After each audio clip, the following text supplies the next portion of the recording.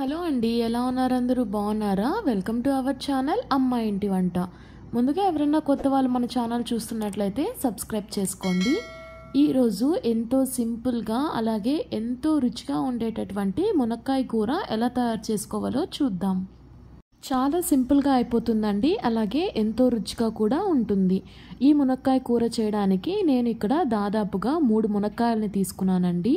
మునక్కాయలని తీసుకొని ఇలాగా వీడియోలో చూపిస్తున్నట్లుగా 2 ఇంచుల సైజులోకి కట్ చేసుకొని తీసుకోండి. మునక్కాయల్ని కట్ చేసుకున్న తర్వాత మునక్కాయలకి కొంచెం నార అనేది ఉంటుందండి. ఇలా వీడియోలో చూపిస్తున్నట్లుగా గోటితో కొంచెం లాగినట్లుగా చేశారంటే వచ్చేస్తుంది.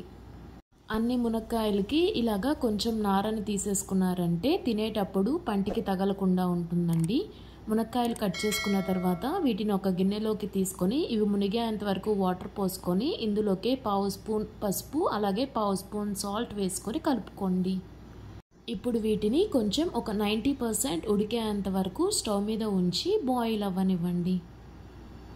ఒక 5-10 నిమిషాల్లోనే మునక్కాయలు అనేటివి చక్కగా ఉడికిపోయి ఉంటాయండి.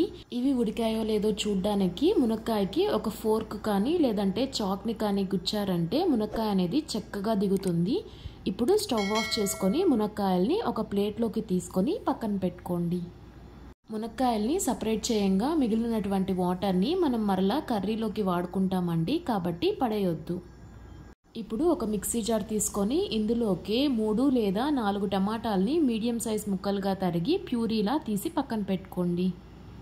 టమాటా ప్యూరీగా తీసుకున్న తర్వాత ఈ టమాటా ప్యూరీని ఒక గిన్నెలోకి తీసుకొని ఇప్పుడు ఇదే మిక్సీ జార్లోకి ఒక 3 ఉల్లిపాయల్ని మీడియం సైజ్ ముక్కలుగా తరిగి వేసుకోండి.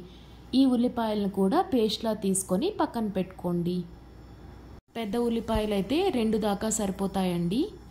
టమాటా అలాగే ఉల్లిపాయ పేస్ట్ చేసిన తర్వాత ఇప్పుడు స్టవ్ మీద బాండి పెట్టుకొని ఇందులోకి కొంచెం ఆయిల్ వేసుకొని ఆయిల్ హీట్ అయిన తర్వాత ఇందులోకి ఆవాలు, జీలకర్ర, పచ్చెనపప్పు అలాగే 2 రెమ్మల దాకా కరివేపాకు వేసుకొని వీటిని వేపుకోండి.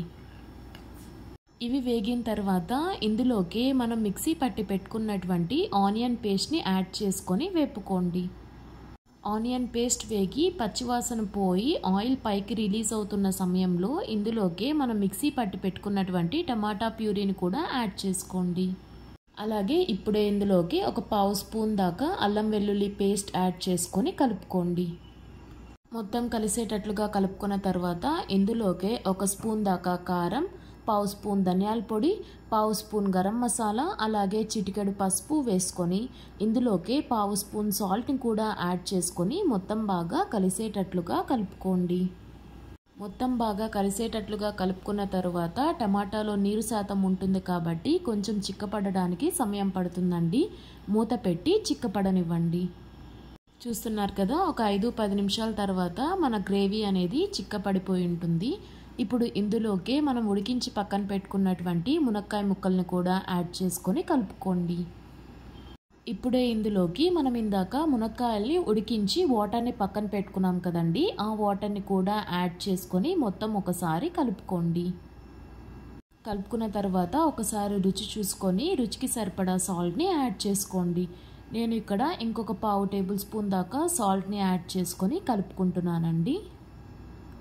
అంతే అండి, మీకు నచ్చిన కన్సిస్టెన్సీ వచ్చేంత వరకు స్టవ్ మీద ఉంచుకొని స్టవ్ ఆఫ్ చేసుకొని సర్వింగ్ బౌల్లోకి తీసుకోండి. అంతే అండి, చూస్తున్నారు కదా, ఎంతో సింపుల్గా మునక్కాయ కూర తయారైపోయింది. మీరు కూడా ఒకసారి ఇలా ట్రై చేసి ఎలా వచ్చిందో మీ కమెంట్స్ని నాతో షేర్ చేసుకోండి.